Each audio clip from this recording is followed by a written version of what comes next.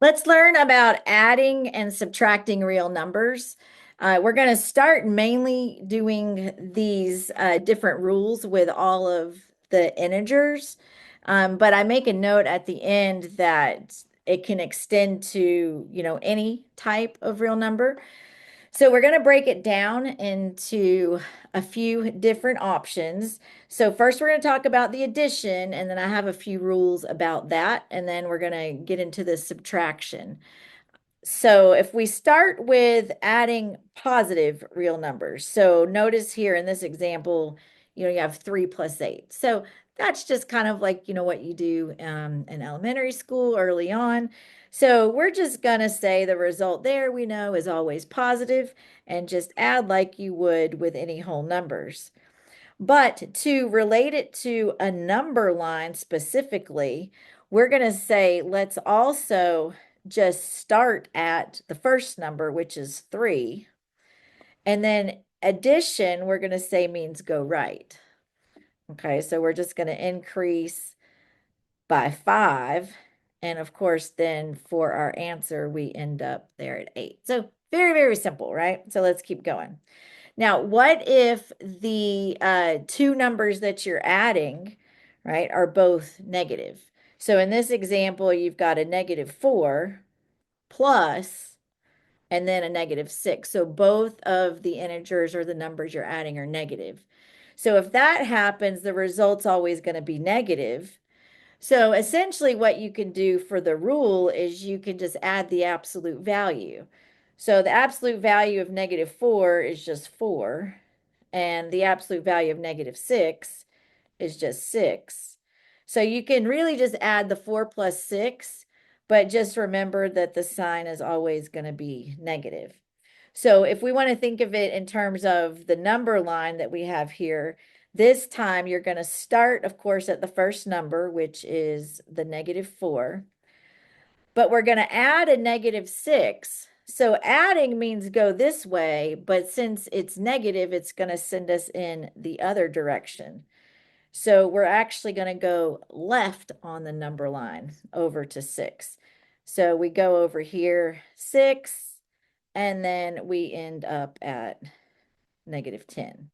So you can think of it, this way as well. If you kind of forget the rule, you can always sketch the number line and come up with that. Now, the next and the last little rule we have for the adding part before doing the subtraction is if the numbers have different signs. So one of the numbers would be positive, one would be negative. So this example, I have a +7, but I'm going to add it to a -3. Or I have a -4 and I'm going to add it to a 1. So in this case, you can actually just subtract the absolute values of both of those numbers. So like, this one would be 7 and 3. So you can just subtract them. It doesn't matter which one you subtract, right? So we're just going to say 4, but then you're going to keep the sign of the number that's furthest from 0. So see, 7 is furthest from 0, or you can say has a larger absolute value. So the answer is going to be positive, right? So this one is just going to be +4.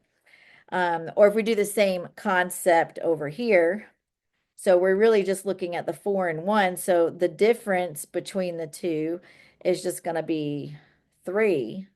But this time, -4 is further from 0, or you could say has a larger absolute value. So we're going to keep the sign negative. So the answer here should be a -3.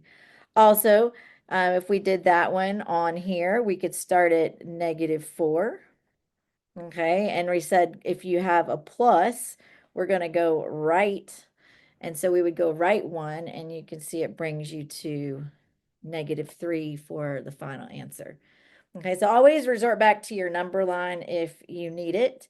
Now let's look at the subtraction.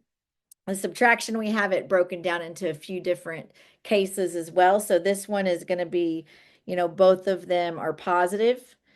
But see up here, right? If both are positive, we know that 3 plus 5 is 8 and 5 plus 3 is 8. And it doesn't really matter which way you add, right? So you can add in any order and you get the same answer. And just as a reminder, that's called the commutative property. But that's not necessarily the case, remember, for subtraction, because if you do 8 minus 5 and then you do 5 minus 8, you don't necessarily get the same number here, do you? You get the opposites.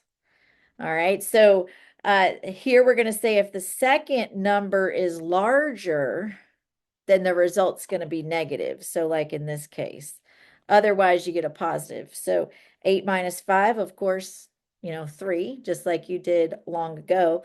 But if you switch the order, 5 minus 8, you're going to get a negative 3.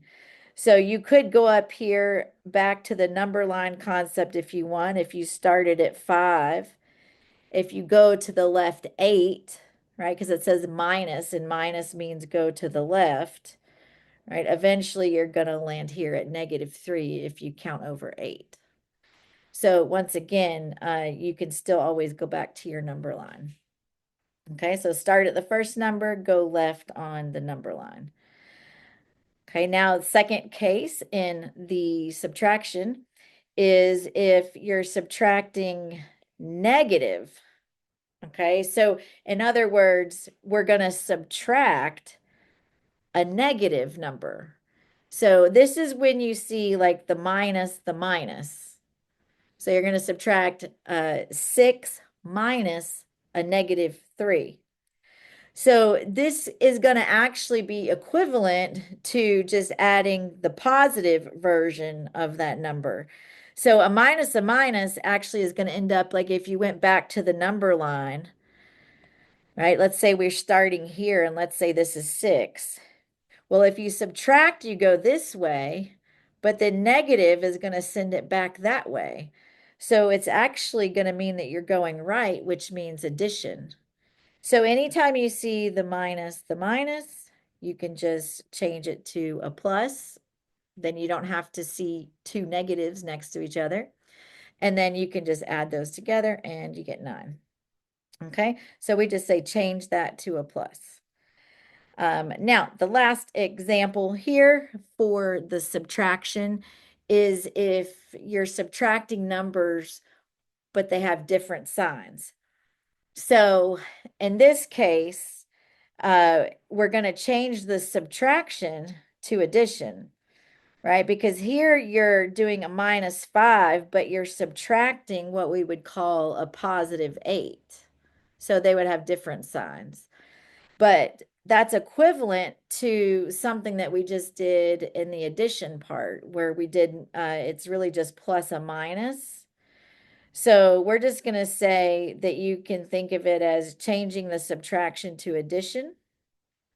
So you just take the opposite side of this number, right? So we just turn it into a plus a minus.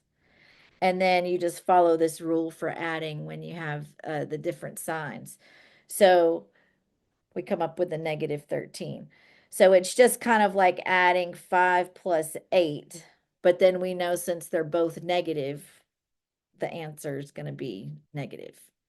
Okay, so like I said at the beginning, I put a little note down here at the bottom that all of these integers, or sorry, all of these examples were with integers. But you can, of course, extend them to more complicated looking numbers, if you will, like using decimals, fractions, but all of the concepts are the same. So you really want to practice it, become what I would call proficient in all of the rules so that you just kind of see it and say it. You do it fairly quickly, so you want to practice a lot. And then once you do that, you can kind of move into practicing with other types of numbers if you want. But very important skill that we use in all of math. Okay, so once we kind of establish it, it stays and we use it regularly. So you want to become very proficient at that. All right, enjoy your practice.